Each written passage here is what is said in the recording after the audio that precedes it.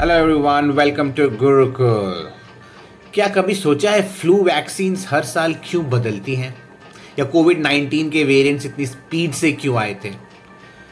आपके immune system का secret weapon है वैक्सीन्स, लेकिन क्या होगा जब वायरस अपने आप को ही बदल दे?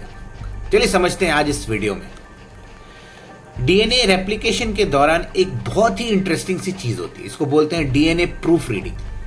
इसको समझने के लिए हमें जेनेटिक रेप्लिकेशन के शुरुआत से शुरू करनी होगी।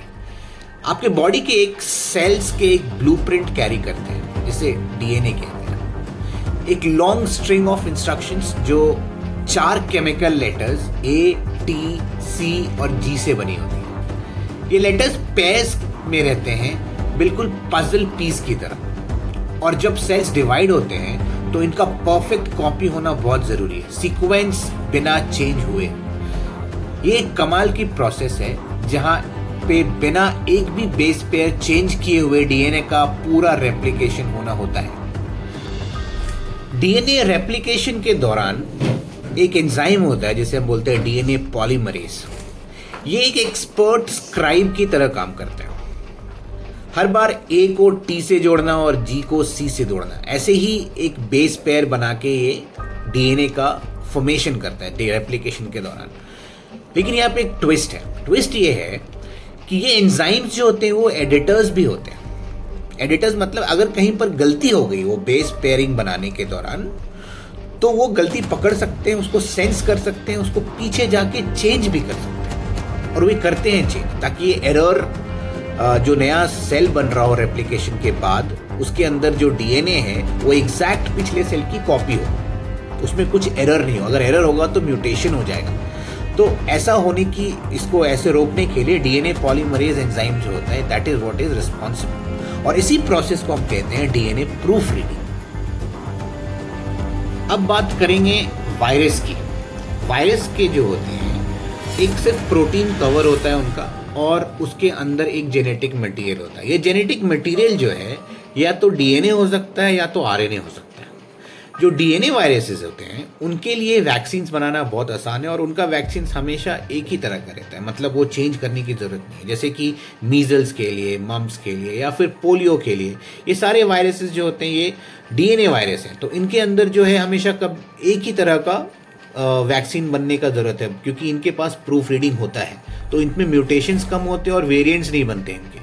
वहीं बात करें आरएनए वायरस की, तो आरएनए वायरस जैसे कि इन्फ्लुएंजा वायरस जो कॉमन कोल्ड के वायरस होते हैं, या फिर जो सार्स कोविड के वायरस हैं, या फिर जो एचआईवी के वायरस होते हैं, ये सारे आरएनए वायरस है। इसलिए इनके लिए constant vaccine banana is a challenge, क्योंकि इनका जो आरएनए वायरस की वजह से, इनके जो आरएनए पॉलीमरेज की वजह से डीएनए प्रूफ रीडिंग का कोई मैकेनिज्म ही नहीं है इनके पास। तो इनके हर बार रेप्लिकेशन के बाद एक नया ही सेल बनता है, एक नया ही वायरस बनता है। ये अपने पेरेंट वायरस से बिल्कुल अलग होता है, हर बार नए वेरिएंट्स बनते हैं। इसलिए जो अगर एक बार बना दिया किसी के लिए वैक्सीन, तो वो नेक्स्ट सीजन में शायद प्रॉबेबली उसके लिए काम करेगा नहीं, या नेक्स्ट वेव में उसके लिए काम करेगा ही नहीं। तो ये एक प्रॉब्लम होती है।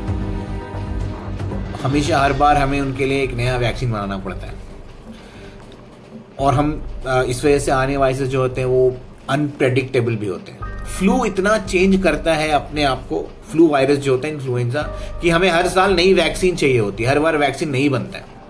और कोविड-19 पैंडेमिक तो हमें पता ही है, हमने देखा कैसे डेल्टा और ओमिक्रॉन जैसे वेरिएंट्स तेज स्पीड से आए, पूरे साइंटिफिक कम्युनिटी को चैलेंज करते हुए। और हमने वैक्सीन बनाए थे, बट हर बार वो वैक्सीन को रिफाइन करना पड़ता था। डीएनए रेप्लिकेशन एक वेल एडिटेड बुक की तरह है, जबकि आरएनए वायरस गलतियों से भरे हुए वर्जन्स चर्न करते हैं। अब बात करते हैं कि ये वैक्सीन क्या होता है। ओके, छोटा सा मैं बैकग्राउंड दूंगा आपको। वैक्सीन हमारे इम्यून सिस्टम को वायरस या बैक्टीरिया पे अटैक करने के लिए ट्रेन करते हैं। ये वायरस बैक्टीरिया के अलावा कोई भी एंटीजन हो सकता है। ये वायरस के एक पार्ट जैसे स्पाइक प्रोटीन को मिमिक करते हैं, तो मिमिक करके काम करते हैं। समझिए ये एक वांटेड पोस्टर की तरह है, जो इम्यून सिस्टम को दिखाया जाता है कि भाई यही एक टारगेट करना है। लेकिन जब आरएनए वायरस म्यूटेट करते हैं तो ये स्ट्रक्चर्स बिल्कुल बदल जाते हैं। जो स्पाइक प्रोटीन या उनके सेल पे रिसेप्टर्स जो होते हैं उनके प्रोटीन कवर पे, वो सारे ही बदल जाते हैं। तो आप समझ लो जो इम्यून सिस्टम को जो हमने पोस्टर दिया था, वो पोस्टर पे फेस ही चेंज हो गया हो, तो इम्यून सिस्टम तो कंफ्यूज हो ही जाएगा ना, और वो काम भी नहीं कर पाएगा फिर। तो इसी से वैक्सीन का इफेक्ट कम हो जाता है। तो अब इसका सोल्यूशन क्या है? सोल्यूशन इसका है जो एडवांस्ड न्यू वैक्सीनेशन टेक्निक्स है, जैसे कि mRNA वैक्सीन, जिसकी मैंने पहले भी बात करी, पहले वीडियो में मैंने बात करी है।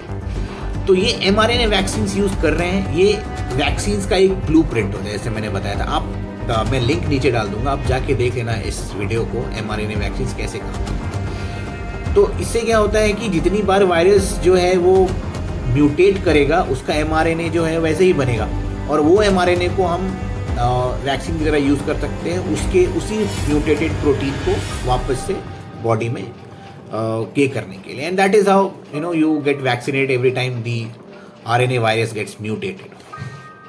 तो ये है प्रूफ रीडिंग की एब्सेंस RNA वायरस की वीकनेस भी है और स्ट्रेंथ भी है। इनके फ्लॉज को समझकर ही हम उन्हें आउटस्मार्ट कर सकते हैं। साइंस और भी इनोवेटिव स्किल्स के साथ और टेक्निक के साथ मिलके बैटल के रूल्स रीराइट कर रहे हैं, but for now this is what it is.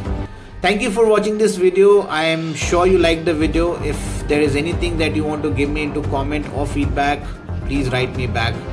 Thank you. You have been a very great audience.